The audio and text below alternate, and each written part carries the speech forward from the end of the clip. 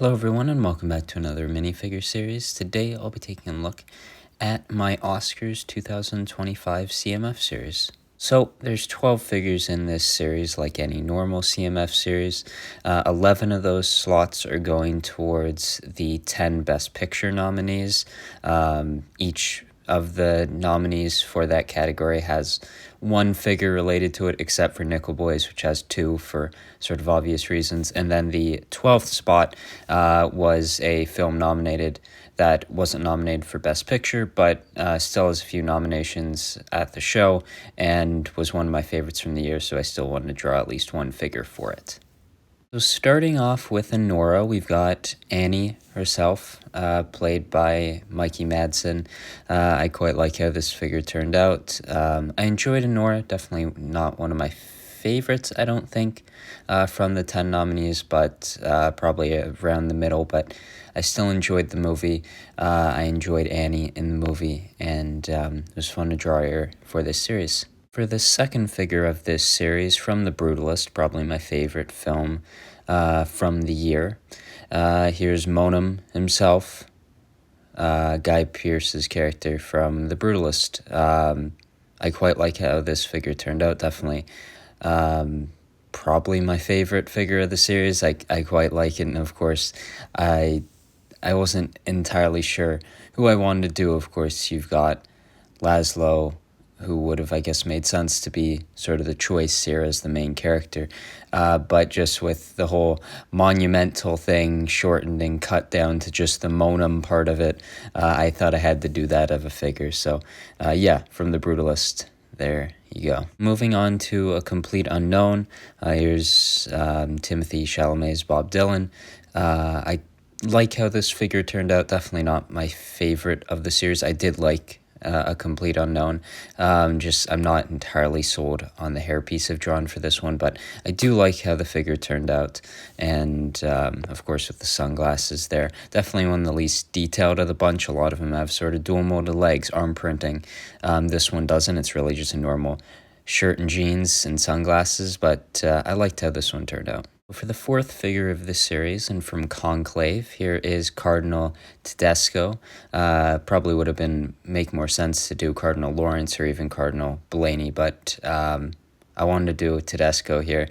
Of course, it would be pretty easy for me to just like swap face prints for a lot of these guys, but I quite like how this one turned out. Definitely one of my favorite ones of this series. It's also the first figure I've drawn to have just a dress piece instead of just regular legs, whether those be mid legs, smaller legs, or just normal legs.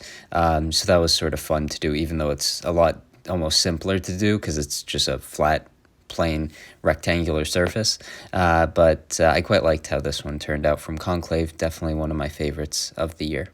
So for the fifth figure from this series, from Dune Part 2, Princess Urlan, I definitely kind of wanted to do Fade as well. He was definitely my favorite part of the film, and thought about doing that one, but there's also been some decent like custom figures released, and there's really nothing I found for Urlan, so I wanted to do her, Florence Pugh's character from the film.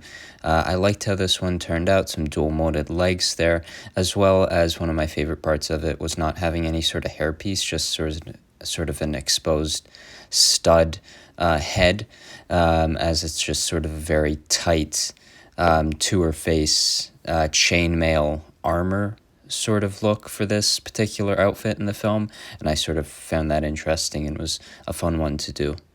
So for the sixth figure here from everyone's favorite film from this award season, from Emilia Perez, here's Rita, but I guess probably this film's best chance at winning anything at this point. Zoe Saldana's role from this film. Of course, she's won everything for the supporting category so far, so it doesn't really seem like that's going to change. It was a fine figure design, definitely not one of my favorites of the series.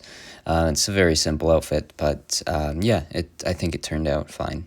Next from this series, from I'm Still Here, Fernando Torres's Eunice. Yeah, I think this figure turned out fine. It's a pretty plain figure, dual molded legs there, just a white dress print, the necklace as well, but I think it turned out fine.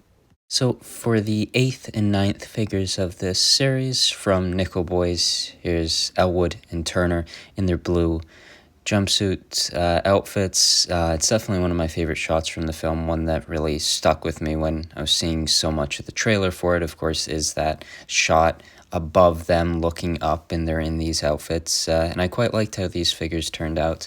I brought in sort of the outfit design I had for my Wes Anderson series one for the heist outfits for these jumpsuits. Changed it up a little bit, but I liked bringing that in and remembering one of my favorite series I've done. But yeah, here's from Nickel Boys. For the 10th figure of this series, from The Substance, probably the film I'm sort of going for when it comes to what I'd like to see win Best Picture. Sue, from The Substance.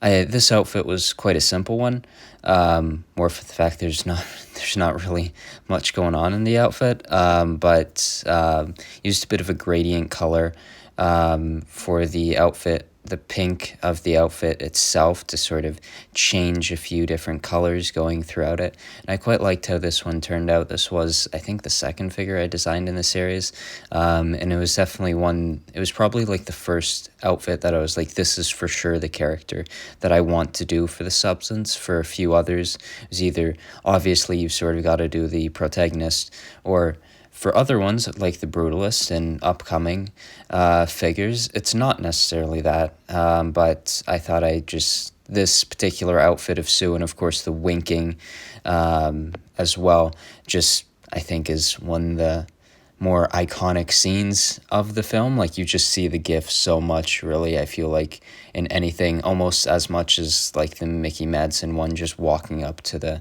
house. But yeah, there's the figure from The Substance. Finishing off the Best Picture nominees from Wicked, here is the Wizard, Jeff Goldblum's character from the film. Of course, this is the only one of the series of characters we actually have as Lego figures. Of course, in the set for Oz from the Wicked sets, we got a mini doll of Jeff Goldblum's character in that set, and I quite liked that one, but I wanted to do a minifigure version here. I didn't really want to do Glinda or Alphaba, just for the fact that I kind of would have to do both of them, and of course I had to keep that spot for if I was going to do two for a movie, sort of had to keep it for Nickel Boys because I wasn't just going to do one over the other. But yeah, I quite liked how this one turned out. It might be my favorite of the series, this and from The Brutalist. Those two are probably my favorite figures that I drew for this series. I'm really happy with how this one turned out. Pretty much used I don't know who it was from the Queer Eye set, but that was the introduction of the hairpiece, just inverted that one. And yeah, I really liked how the pants turned out, all the different shades of green, and I'm really happy with the Wizard here. All right, so finishing off this series with the figure not from one of the 10 Best Picture nominees, here is Willem Dafoe's Professor Albin Eberhard von Franz from Nosferatu, which has 4 nominations for this year. Really hoping it wins cinematography. That's definitely the one award that I really, really want to happen this year, followed by something like A Real Pain for original screenplay. I'd love to see that. And even like The Substance or Wicked winning Best Picture, something like that.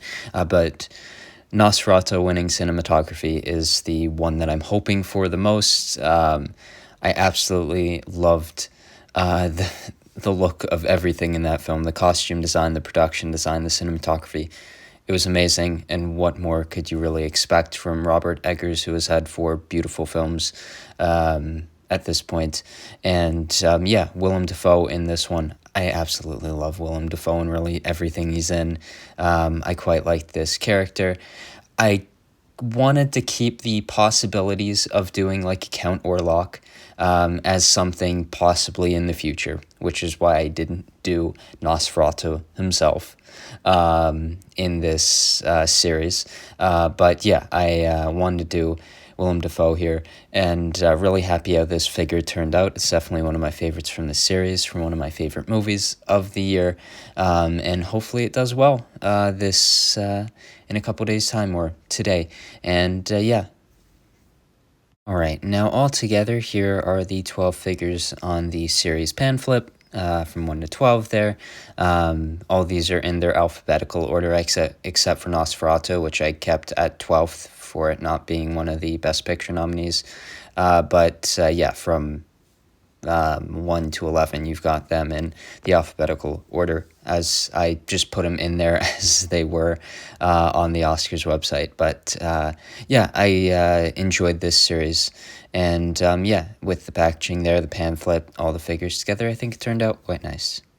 Well, that was my 2025 Oscars Lego CMF series. I hope you enjoyed this series. I hope you liked some of the choices that I made for characters. Of course, only doing one from each Best Picture nominee sort of limited some of the characters that I can do. Now, of course, I don't believe at any point I'll be doing like a full CMF series for some of these movies, except for maybe something like Wicked or even like a Dune trilogy type of series. But yeah, I hope you enjoyed this series, and I'll see you in 2026.